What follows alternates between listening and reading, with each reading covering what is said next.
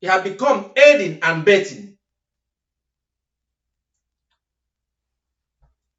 And how do you get yourself and free yourself from that conspiracy? From that entanglement in your life? From those things that you love, those particular clothes that you wear all the time, that you know that those things leads you to sin, that because of the things that you do, because you may be thinking, I'm talking about a particular clothes that you have on your body, but we're talking about the things that you are used to do, your life that you live that is unworthy of God, that makes you unclean and therefore leads you to death, eternal death, a spiritual death. These are things that you must then purify yourself. And how do you purify yourself? You purify yourself by washing, getting rid of them, taking them off, ending and stopping, not just to come to make a confession to God and go back and continue to do the same thing. You still remain unclean.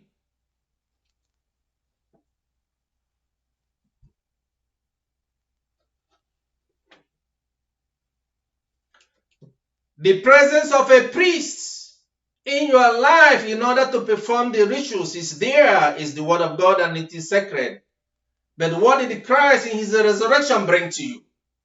The Lord brought you to become a member of the royal priesthood so that you become a priest upon the altar. It is no longer the tabernacle that is physical, but the altar that is in you, where God lives and dwells, and where Christ himself comes in to live in your life. If you get yourself entangled in all these associations and in all these accomplices, in all this aiding and abetting and the things that you ignore and allow and accept, the things that you do, you defy that tabernacle that is in you. The Lord said that such a person must be cut off. Be cut off from the congregation and from the whole of Israel, both the Jews and the Gentiles, from the whole of the world.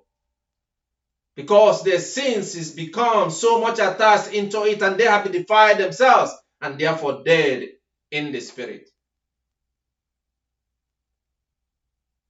That is why today the Lord ministers to you to ask you to examine yourself, look into your life, and then you can see with the privilege that you do not need a priest or somebody else in order to perform this ritual of cleanliness. But you can do it by yourself, by the confession of your mouth, coming from your heart, with remorse in your heart to be acceptable to God. Think about those that he's talking about that are separated from the congregation for 7 days or for the whole day.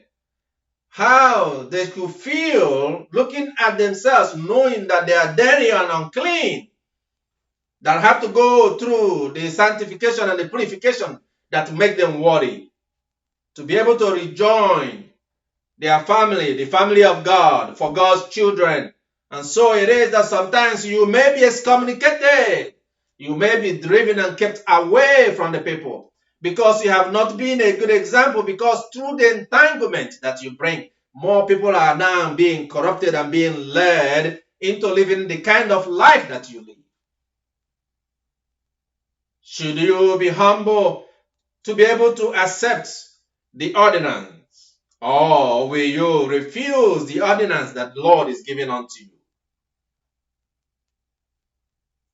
He talks about in verse 9, now a man who is clean shall gather up the ashes of the heifer in a clean place. Cleanliness is next to godliness, in a clean place. And what is that clean place in your life? Are you living in a clean place? Are you placing yourself in a clean place? Are you placing the holy things of the Lord in a clean place? Are you placing the holy children of God in a clean place? In a place where they will no longer be led into temptation. As Christ prayed in the book of Matthew chapter 6 to the apostles on how to pray. in order for them to be forgiven. Anyone who touches the corpse, the body of a man who has died, and does not purify himself defies the tabernacle. Who is that person that is know that you're living in a sinful life and sinful nature, but you continue to tangle and mix, party and enjoy their life with them? That also makes you guilty of the same sin and therefore unclean. You cannot be able to entangle yourself, the things that you watch on TVs and the things that you see and the things, all the things that you know, that you enjoy with them, makes you an entanglement and also unclean, and therefore subjects you to the ratio of purification.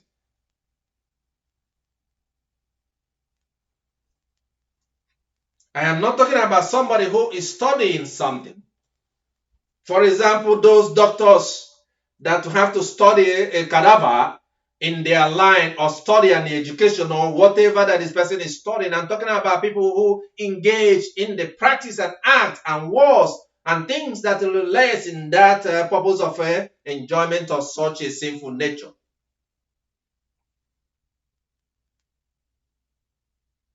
Then for the unclean person, they shall take some of the ashes of the burnt purification from sin, and flowing water shall be added to them in a vessel.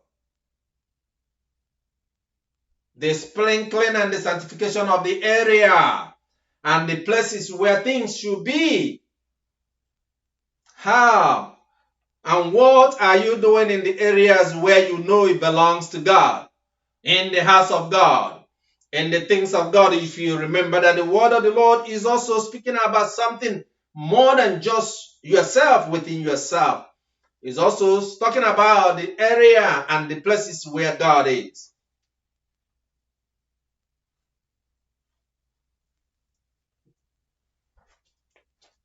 In this service, as you hear in the word of the Lord, in this Sunday school, it challenges you to understand that the coming of Christ and his death and resurrection offers you an easy pathway to live a holy and righteous life that does not task you as the Old Testament people were tasked. Instead, that it gives you things that is within your means and control within your permissive will about the things you ought to do.